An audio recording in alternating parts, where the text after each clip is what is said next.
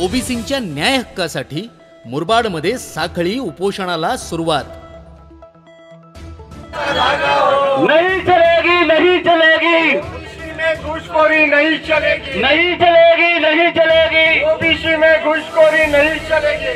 Vote OBC जागा हो, संघर्षाचा जागा हो। अरे वोट मुरबाड तालुका ओबीसी समाज संघटना मुरबाड जिल्हा ठाणे यांच्या वतीने आजपासून ओबीसींच्या न्याय हक्कासाठी साखळी उपोषणाला सुरुवात झाली आहे। उपोषणकर्त्यांनी ठाम भूमिका घेतली आहे की मराठा समाजाला ओबीसी प्रवर्गात सरसकट दाखले देऊ नयेत, अन्यथा ओबीसी समाजावर अन्याय होईल।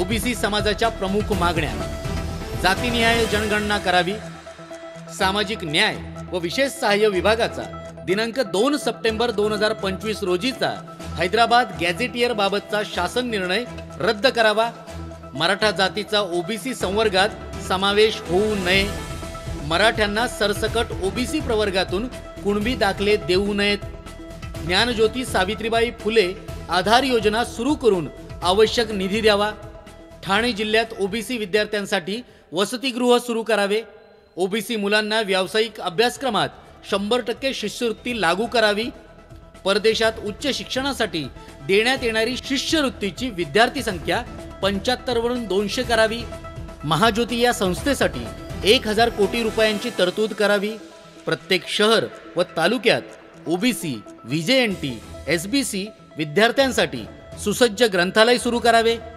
ओबीसी, व्हीजेएनटी, भटक्या जमाती व विशेष मागास प्रवर्गातील शेतकऱ्यांसाठी 100% सवलतीवर योजना सुरू कराव्यात, ओबीसी आर्थिक विकास महामंडळाला 1000 कोटी रुपयांची तरतूद करून सर्व मंजूर योजना त्वरित सुरू कराव्यात। या आंदोलनाला मुरबाड तालुक्यातील विविध ओबीसी संघटनांनी सहभाग नोंदवून पाठिंबा दर्शविला आहे। उपोषणकर्त्यांनी सरकारला स्पष्ट इशारा दिला आहे की या सर्व मागण्या त्वरित मान्य करून ओबीसी समाजाला न्याय मिळवून द्यावा, तसेच 2 सप्टेंबर 2025 रोजीचा शासन निर्णय हा ओबीसी समाजावर अन्याय करणारा असल्यामुळे त्याचा निषेध करण्यात येत असल्याचे त्यांनी सांगितले।